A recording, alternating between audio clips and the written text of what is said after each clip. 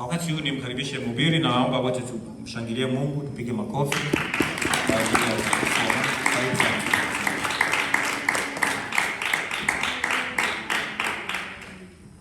Bwana Yesu asifiwe. Amen.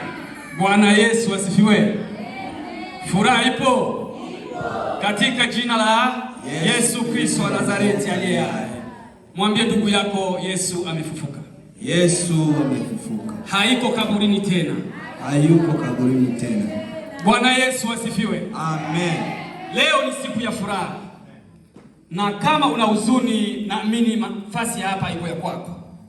Na kama sisi ni watoto wa Mungu, siku kama hii ni siku ya kusherekea kwa kuwa ni siku tumepata kuwa huru. Sema amen. Amen. Naamini mtu akikuwa mfungwa na akiachiwa huru huwa anafurahi sana. Na kama sisi tulikuwa wafungwa na leo tunakuwa huru, ingekuwa ni siku ya mimi na wewe kuwa na furaha sana. Bwana Yesu asifiwe sana. Amen. Na kama utakuwa kama mnyonge, nitamwambia jirani yako akuulize kwa nini uko mnyonge. Bwana Yesu asifiwe sana. Amen. Kwa jina naitwa Kashindi Ramazani. Nampenda Yesu Kristo. Bwana Yesu asifiwe. Ya hatutakamata muda zaidi sana, tutapenda kuingia katika maneno yetu ambayo mituleta siku ya leo. Naamini kila mmoja wetu ameacha nyumba yake na kufika hapa. Naamini kuna shabaha ambaye acha nyumba yake na vingine vyote angevifanya ili kufika hapa siku ya leo. Bwana Yesu asifiwe sana. Amen. Hivi kuna wengine wako katika anasa za dunia, wanafanya mambo mengi, lakini wameona vyote sio vya maana, ili uje katika ibada, ili usikilize nini hasa zaidi sana Yesu anapenda kuzungumza nasi siku ya leo. Sema amen. Amen. Tulikuwa katika mkutano, tulianza Friday wiki hii. Mhubiri wa kwanza alituambia hasa zaidi sana juu ya Pasaka. Kichwa nilikuwa nitakula Pasaka kwako. Bwana asifiwe. Na kuna mengi ametufundisha kuhusu Pasaka. Kitu gani cha faida tumepata kwa Pasaka? Bwana asifiwe. Na vile vile jana mtumishi wa Mungu na vile vile alizungumzia nguvu za damu ya Yesu Kristo. Bwana asifiwe. Na hapo tulilishwa maneno ya uzima, hakazungumza hasa zaidi sana maneno hata yale ambayo Yesu alisema msalabani. Bwana asifiwe. Amen. Na siku ya leo hapo tulikuwa katika matanga, tulikuwa katika tukiomboleza. Bwana asifiwe. Siku ya leo atuomboleze tena. Siku ya leo sasa Yesu amekwisha kuwa hai. Sema amen. Amen. Amen. Siku ya leo Yesu haiko kaburini tena. Siku hizo mbili zilipita, Yesu alikuwa kaburini. Lakini siku ya leo Bwana wetu na Mungu wetu iko hai. Sema amen. Amen. Kwa hiyo sitawatosha, tutafungua katika Biblia zetu kitabu cha Luka 24. Luka 24.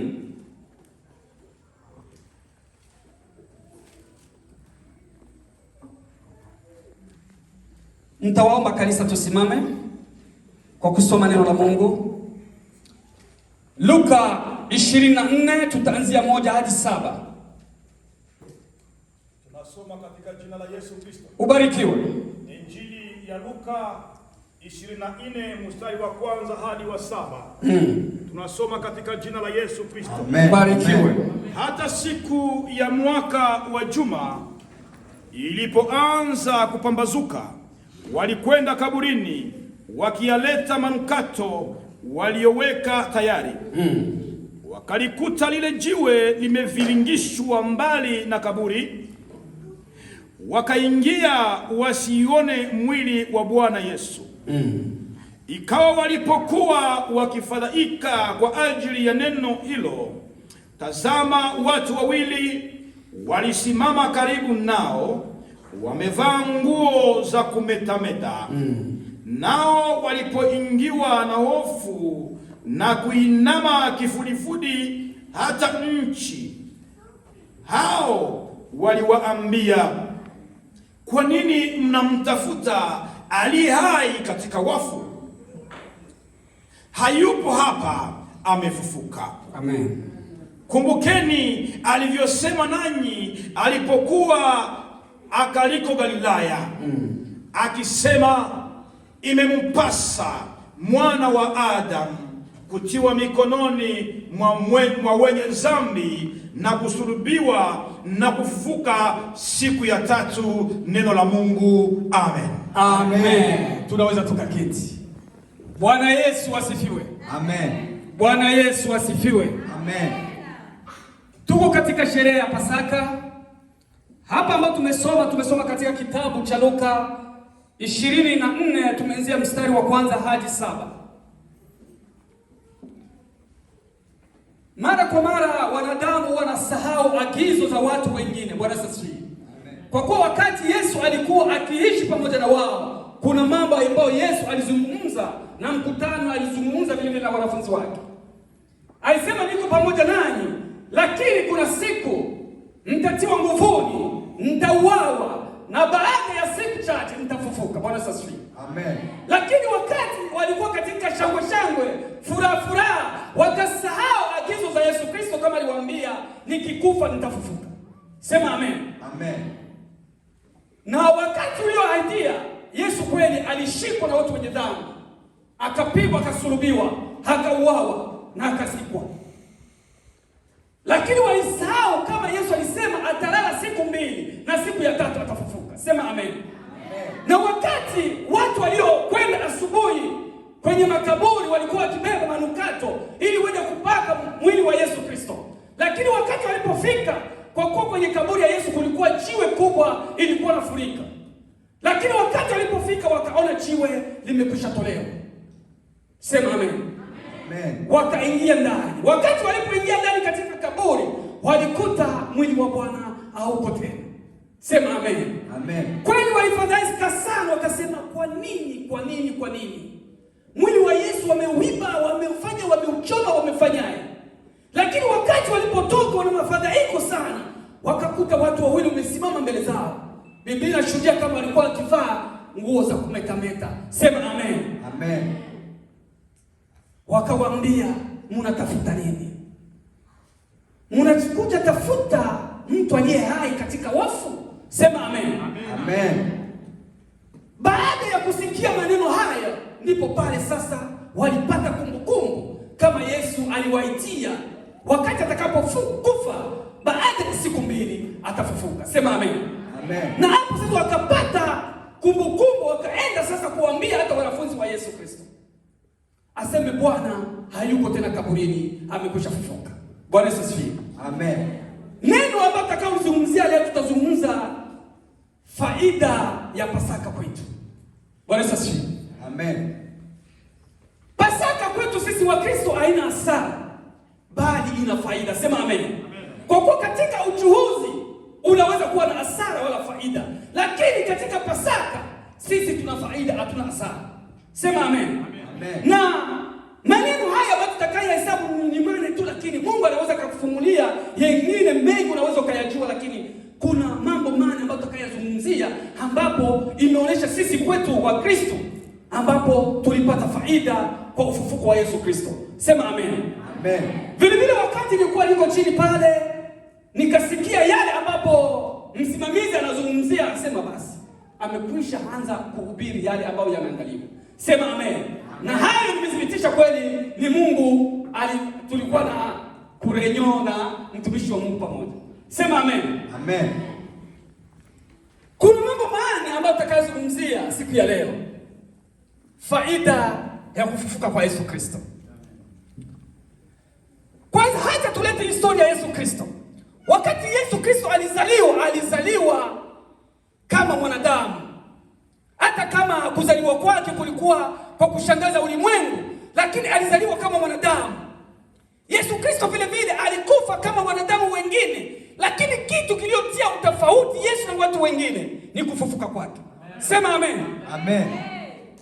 Na ndiyo maana kama sisi tunamshikilia Yesu Kristo, si kwa kuwa tu amekufa. Hata Paulo alikufa, Naomi alikufa, wababu zetu wanakufa, lakini kitu kenye kinatia utofauti kwa sisi kufa kwetu na kufa kwa wengine ni yale ambapo Yesu amefanya, hakuna mwingine amekwisha yafanya, ni kufufuka kwake. Sema amen. Amen. Na hiyo imetupatia nguvu na ujasiri wa kusimama, wa kutangaza neno la Mungu. naamini Yesu angekufa, hangefufuka, mimi na wewe hatungekuwa mahali hapa. Sema amen. Amen. Kufufuka kwa Yesu kuna faida kwetu sisi wa Kristo, tunaitwa wa Kristo. Bwana Yesu asifiwe sana. Faida ya kwanza, wakati Yesu amekufa, mpango wa Mungu kwa mwanadamu ulikuwa Mungu aishi na mwanadamu milele.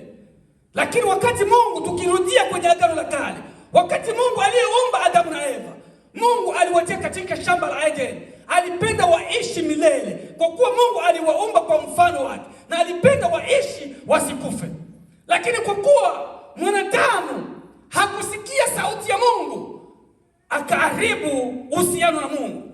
Na hivyo, kwa kuwa kulikuwa maagizo Mungu alimpatia, wakati utakapokula tunda ya huu mti na kuhakikishia utakufa.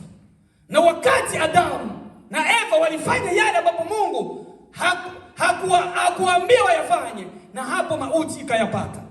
Na vile vile hata kama walifukuzwa katika shamba la Eden, lakini kwa kuwa ni Mungu mwenye upendo, Mungu mwenye rehema, mpango wa Mungu tangia zamani, Mungu hakuacha kwa kuishi na mwanadamu milele. Hivyo aliandaa mpango wa pili ili Yesu azaliwe, ili aje kuokoa mwanadamu katika yale ambapo amejiingiza mwenyewe katika mauti. Bwana asifiwe. Amen. Na ndio hapa mpango wa Yesu Kristo aliyoshuka ulimwenguni kuja kufa, alikufa kwa kuwa mimi na wewe tupate tena uzima wa milele. Sema amen. Kwa kuwa wakati mtenda dhambi unaonekana mbele ya macho ya Mungu wewe ni mfu, lakini wakati unapotoka katika dhambi unaonekana uko hai. Na ndio maana faida ya kwanza tumesema tumehesabiwa haki. Bwana asifiwe. Faida ya kwanza ya Yesu kufa na kufufuka kwake, sisi kwanza wenye dhambi tulihesabiwa haki. Sema amen. Unajua kuhesabiwa haki, kwanza sisi tulikuwa wenye dhambi, lakini kufa kwa Yesu Kristo, yeye mwenyewe alisimama upande wetu na akatutetea mbele za Mungu. Sema amen. Amen. Yesu mwenyewe alitutetea mbele za Mungu na kututia sisi tuko wenye haki, na kama tulikuwa katika dhambi. Uniambie, mtu umefungwa kwenye prison, mtu anaenda kusimama na dhamana, anasema umtoshe huyu, mimi nitalipa yeye. Bwana Yesu asifiwe sana. Amen. Unajisikia kweli anakupenda. Yesu alitoa uhai wake juu yangu na wewe kwa makosa ambayo tumeyatenda sisi, sio yeye. Akasimama, akatoa mwili wake, akasulubiwa, akatemewa mate, akaachwa uchi, Mungu mzima, ili mimi na wewe tupate uzima, tukahesabiwa haki, na wakati tulikuwa wenye dhambi. Sema amen. Na wewe unaweza ukasoma kwenye Warumi 4:25. Bwana asifiwe.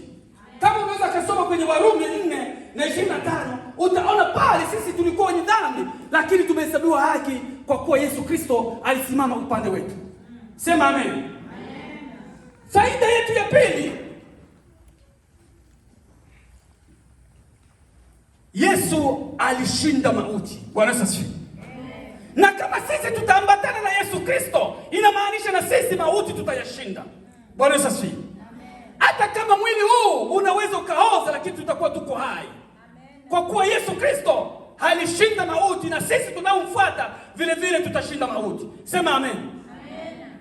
Na ndio maana Biblia inatuambia wanaokufa ndani ya Yesu Kristo hao wamelala. Bwana asifiwe. Watafufuka jinsi Bwana wao Yesu Kristo alivyofufuka.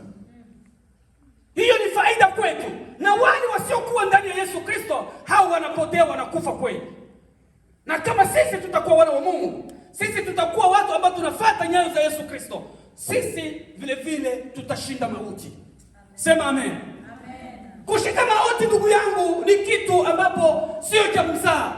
Hatutashinda mauti kwa kuwa tuko wanadamu tu. Tutashinda mauti wakati tunaambatana na Yesu Kristo, wakati tunakataa dhambi, wakati tunaacha mambo yote isiyompendeza Mungu, ndipo pale tunaweza tukashinda mauti.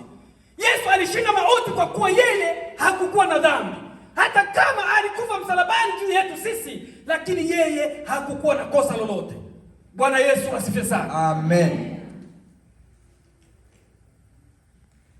Na ilikuwa ni jambo ya kila mmoja wetu kutafakari. Kama wewe unakuwa unapendelea sana birthday yako, sikia birthday yako sana, unaluwe vya kuluo, unafanya mafete, ni kwa kuambia siku ya leo kufanya kwanza fete, kwa kuwa utapata uzima wa milele. Sema amen. Amen. Fete zako ni kwa jua na kuongezea miaka, huko anakuongezea miaka na huko iko napunguka. Bwana Yesu atusaidie sana. Amen. Unasema hivi nafikisha miaka 15 na Mungu alikuwa anapangia 100, hivyo unawatia na 50. Lakini kama unaweza kuwa unasherehekea siku ya leo ya wewe kupata tena uzima ambapo ulikuwa nakufa, kusherehekea siku ambapo ulikuwa unahesabiwa, lakini leo unaanza hesabiwa haki, hiki kweli sana uwe unasherehekea siku ya Pasaka. Sema amen. Amen. Kwa kuwa ni siku vile vile unaonekana mzima mbele ya macho ya Mungu. Tunaenda na faida ya tatu. Faida yetu ya tatu ni tumaini la uzima wa milele. Sema amen. Amen. Kufa kwa Yesu Kristo kunathibitisha kweli tutakuwa na uzima wa milele. Kwa kuwa Yesu Kristo haiko kaburini. Yesu kama amefufuka, na sisi tunaomfuata vile vile tutafanya vile vile jinsi Yesu alivyofanya. Na hapo tutakuwa na uzima wa milele. Wewe utajiuliza, nyinyi wa Kristo mtakufa. Ni mwili wa udongo utabaki udongoni. Lakini sisi tutaishi pamoja naye. Sema amen. Amen. Ndio uzima tunaozungumzia. Watenda dhambi na wenye haki wote watalamba udongo, lakini wale wenye haki watatufuliwa na watapata mwili mzuri, mwili usioharibika, na wataishi milele pamoja na Yesu Kristo. Sema amen. Amen. Na hiyo ingekuwa kwetu sisi wa Kristo kutafakari usiku kama mchana. Kama naitwa Mkristo, hauitwi Mkristo kwa kuwa unaingia kanisani. Hauitwi Mkristo kwa kuwa unaimba, kwa kuwa unahubiri, kwa kuwa unatabiri. Lakini Ukristo wetu unaambatana kufanya ushirikiano na Yesu Kristo. Na kama tutakuwa na ushirikiano na Yesu Kristo, uzima wa milele tutakuwa nao. Wenda unaweza ukajisikia uko Mkristo kwa kuwa kila siku unaingia kanisani. Hiyo haungejivunia kuingia kanisani. Kuna watu wengine wanapiga kifua, mimi nilibatizwa mwaka ule wa wazungu walikuwa wanatia mapamba, sijui hata hesabu. Hiyo hayamaanisha kitu. Sisi baba yetu alikuwa mchungaji, tulizaliwa katika nyumba ya uchungaji. Hiyo haijafanya kitu. Mimi natakuwa natabiri sana, mimi nakuwa naomba sana. Hiyo yote haimshutuchi Yesu Kristo. Lakini ambapo kinamgusa Yesu Kristo ni kutembea katika hoga wa dhambi. Sema amen. Wakati tunapotembea katika hoga wa dhambi, hapo tuna uzima wa milele. Naamini kuzungumzia juu ya dhambi, watu ambao watakao tuona tunaongea kwenye mitandao wanasema wanapoteza muda. Ula kingalia na kuhubiri ya dhambi. Na huku tuko natafuta malimonzini, tuko natafuta manyumba zetu. Hahubiri baraka. Bwana Yesu asifiwe sana. Amen. Baraka unazo. Ukikuwa na Yesu Kristo, una mahitaji yako yote yamalizika. Sema amen. Amen. Na kama nyumba na kama gari unahitaji, mtafute kwanza Yesu Kristo na yote atakutendea. Amen. Na ndio maana Biblia inatuambia katika Mathayo, tafute kwanza ufalme wa Mungu na yote utazidishiwa. Bwana Yesu asifiwe. Amen. Na faida yetu ya 4, na sisi tutafufuka kama Yesu Kristo. Sema amen. Amen. Hiyo ndio faida yetu ya 4. Kama Yesu alifufuka na akavaa mwili wa utukufu, na sisi vile vile ambao tunashirikiana na Yesu Kristo tutafufuka na tutavaliwa mili isiyokuwa na dhambi tena. Sema amen. Amen. Mili ya kumeremeta, mili ambapo haitakuwa na uchafu tena, ndio ile ambayo tutakayapata. Hiyo ndio faida yetu. Na kama Mungu anaweza akakuvulia faida zingine, ni nyingi tu, lakini hizo uzishike hizo. Wewe kama mtoto wa Mungu, wewe kama Mkristo, siku ya leo ya Pasaka ina faida kubwa, haina hasara yoyote. Ina faida kubwa katika maisha yako ya kiroho. Sema amen. Amen. Nitaenda na mfano mmoja. Kulikuwa familia moja, kulikuwa mzazi. Usijiulize kama alikuwa wa kike wala wa kiume.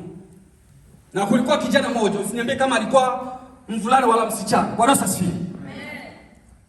Huyo kijana alikuwa akikua anasoma shule. Bwana asifiwe.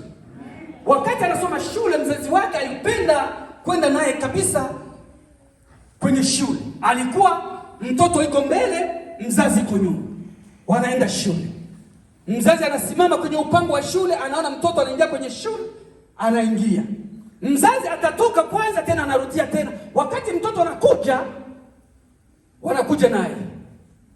Sasa ubovu wa mzazi ule, alikuwa na licho moja aioni ya kupasuka. Sema amen. Amen. Mzazi ule alikuwa na licho moja ya kuharibika. Lakini wale vijana wale wenzake, wakati wanaangalia mzazi wake, wanaanza kucheka ule kijana. Ona mama yako, ona baba yako kuna licho ya kuharibika. Walikuwa wanamcheka sana, lakini ule kijana wakati alianza sikia kila mara kila wakati vijana wenzake wako wanacheka mzazi wake, naye akakuwa kabisa iko moto kwa mzazi wake. Jani amekuwa ananifuatafuata, uko na haja nilikuwa nenda shuleni mimi peke, unabakia nyumbani. Sipendi watu wako wanacheka tu yako.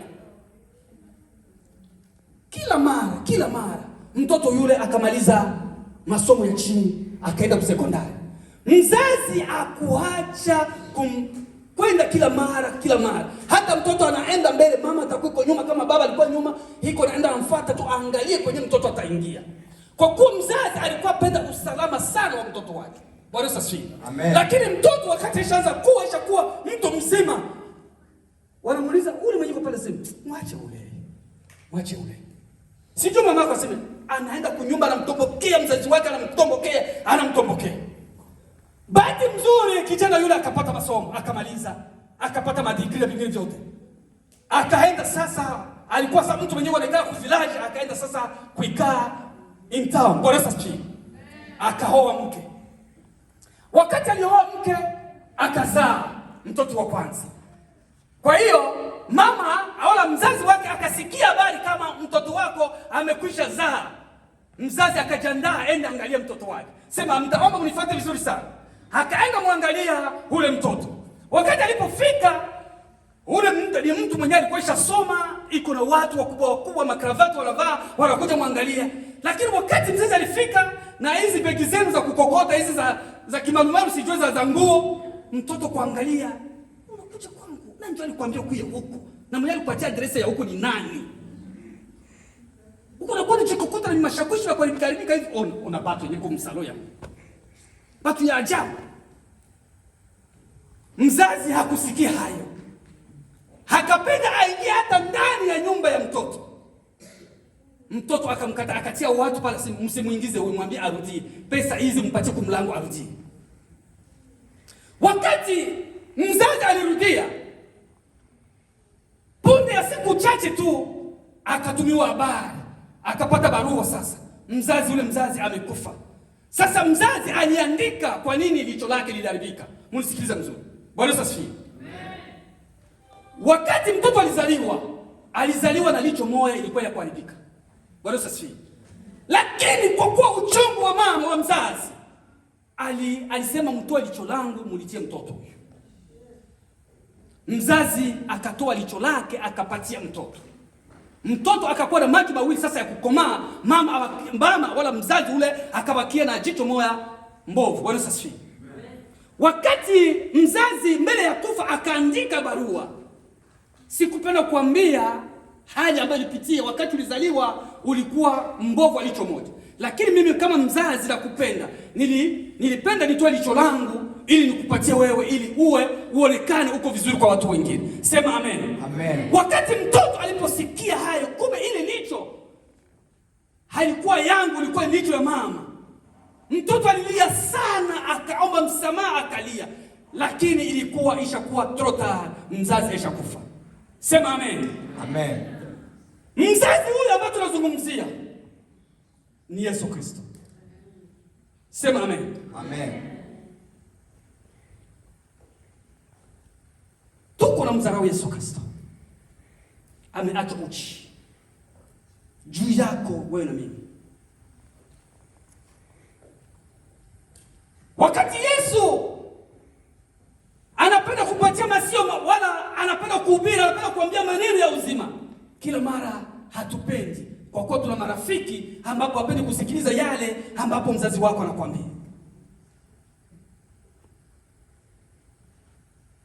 Lakini Wakati mzazi alipokufa, mtoto ilikuwa trop tard kwenda kuomba msamaha. Lakini huyu Mungu wetu mwenye tuko naye bado anatuhitaji. Na ndio maana kila mara, kila wakati, hata unafanya makosa, Yesu iko radhi akusamehe. Sema amen. Amen. Anatusamehe kwa kila lolote lile. Mzazi wakati anakwenda naye, mtoto anaenda kumwambia vibaya mama yake, mzazi wake, lakini mzazi hakukoma kumfuata mtoto yake kwa kuwa alikuwa akimpenda. Bwana asifiwe. Na Yesu vile vile kama mzazi wetu alikufa msalabani, aliachwa uchi, akatemewa mate, akatendewa vinyama ili mimi na wewe. Amen. Sisi ndio wale watoto ambao tunamkana mzazi wetu kila mara, kila wakati. Kwa hiyo ni kwako wewe na mimi. Usiseme ninge. Mtoto huyo alijuta sasa. Ningejua mbele ya wakati, sikifanya mzazi wangu hivi. Na sisi kuna siku tunaweza tukasema tungejua, tungemfuata Yesu Kristo. Sema amen. Amen. Hiyo siku mimi na wewe haingefika tuseme tungemfuata Yesu Kristo. Bado Yesu anatufuata na anatupenda. Amen. Sema amen. Amen. Kila mara mahali tunapokwenda Yesu iko pamoja na sisi. Na anapenda vile vile tumuone yuko wa zamani. Kumuona Yesu wa zamani, yani ni kufanya mapenzi ya Yesu Kristo. Lakini kama hatujafanya mapenzi ya Yesu Kristo, sisi na yule kijana aliyemtukana mzazi tuko sawa sawa. Kwa hiyo ni kwako na mimi. Haya mahubiri sio kwako, ni kwangu vile vile. Tumkamate Yesu na samani. Tumkamate Yesu na heshima. Amejitoa. Mama yule alitoa licho lake. Yesu alikubali kuteswa, kuuawa juu yako, juu yangu. Mama yule, baba yule alikubali kutolewa licho juu ya mtoto wake. Itakuwa ole ndugu yangu kama utaanza kusema ningejua ningemfuata, ningejua singefanya haya. Lakini muda upo wa kusamini Yesu Kristo. Muda upo wa kukubali kutembea katika mapenzi ya Mungu. Muda bado huko wa kuacha dhambi na kuyatubu. Kwa kuwa maandiko matakatifu yanatuambia atubu dhambi zake ataokolewa. Ukiziungama tu utaokolewa. Lakini kama unazificha utaenda wapi? Jahanamu. Hautasamehewa dhambi usizozitubu. Bwana asifiwe. Amen. Na mara kwa mara wakati watu waamiliwa tutengeneze maisha. Mtu akikuja hapa asema kile ndio cha dhambi kabisa. Lakini zako unazificha. Na kama unazificha, unaficha mwanadamu, haufiche Mungu aliyeziumba mbingu na nchi. Mara kwa mara tunazifariji. Mimi nende pale. Siwezi. Watasema mimi mcho wa ajabu. Kwanza wataanza sema mimi sifanyaki. Na ziko niko mwanamke watasema hivi ni msharati ndio mwenyewe anaendea pale. Siko mwanaume asema niko escrow, sitaenda. Lakini hayo yote ukiatia katika mawazo yako, unajidanganya mwenyewe. Haya ambayo tunayafanya inabeba mtu mwenyewe, haibebi mke wala mume. Bwana asifiwe. Safari ya kwenda mbingu, kama tulikuja Amerika, tulikuja kwa restauration, kashinda na simama, familia yako iko wapi? Andika Alexi Maua, nani mnaandikiwa. Kwenda mbinguni kila mtu anaenda na pasiporo yake mwenyewe. Bwana asifiwe. Hakuna identity ya baba yako kule aseme baba yako unafanya nani, una rejoin ndani familia. Hakuna, unaenda wewe binafsi. Kwa hiyo ni jambo la mtu mwenyewe kukamata hatua mwenyewe. Amen. Na Mungu atubariki. Amen. Amen. Bwana Yesu asifiwe. Amen. Wakati tunaposikia maneno ya Mungu, kuna sauti. Tumezungumzia mengi. Faida ya Pasaka kwetu. Lakini kwa kuongea mengi, kuna lile ambalo mlichukua. Na hilo itakuwa ni faida kwako. Bwana asifiwe. Amen. Hilo itakuwa ni faida kwako. Na wenda unaweza penda tuombe pamoja. Kwa kuwa hivi tutaingia katika kipindi cha pili cha meza ya Bwana. Kwa hiyo kama uko pale, unaweza penda tuombe pamoja. Wenda unapungukiwa na nguvu za Mungu. Wenda kuna kile ambacho unajisikia, ili watumishi wa Mungu tuombe pamoja. Unaombwa, karibu tuombe pamoja.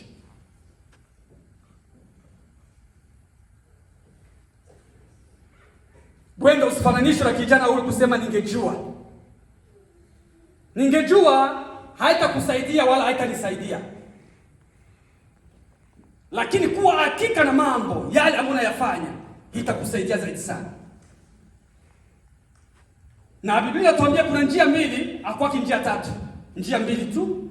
Na kwa hiyo njia mbili, miguu yako haitaenda njia mbili, itaenda njia hiyo moja. Usiniamini nitakuwa netre. Sitakuwa huko wala nitakuwa katikati. Hatuko kufote hapa.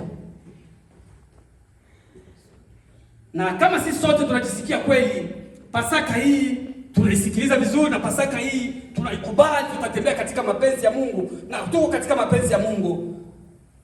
Bwana Yesu apewe sifa. Amen. Bwana Yesu asifiwe sana. Amen. Kwa hiyo tutaomba mlango ufungwe. Tutaingia katika kipindi cha meza kwa Bwana. Hakuna mtu atakaotoka hapa. Bwana Yesu asifiwe. Amen. Hakuna mtu atatoka kwenye mlango katika kipindi hiki cha meza ya Bwana. Wenda mtaona utofauti wa kipindi hiki, lakini yule atakayochukua mwili wa Yesu Kristo na yule atakayekunywa damu ya Yesu Kristo atakuwa yule amepambanua maisha yake mwenyewe. Haya ambayo tutakayofanya hapa, Mungu ananunua vyakula vingi sana vya kuwashibisha, tena vyakula vya kuonekana kweli Mungu watu wa ajabu. Lakini haya tunayafanya ni kujiunga tena na Yesu Kristo. Na kama hauko tayari kujiunga na Yesu Kristo, ingekuwa heri usichukue mwili wa Yesu Kristo wala usinywe damu ya Yesu Kristo. Bwana Yesu asifiwe. Amen. Kwa hiyo tutaomba mama utupatie wimbo katika nyimbo za wokovu 36, na hapo tutaanza andaa meza ya Bwana.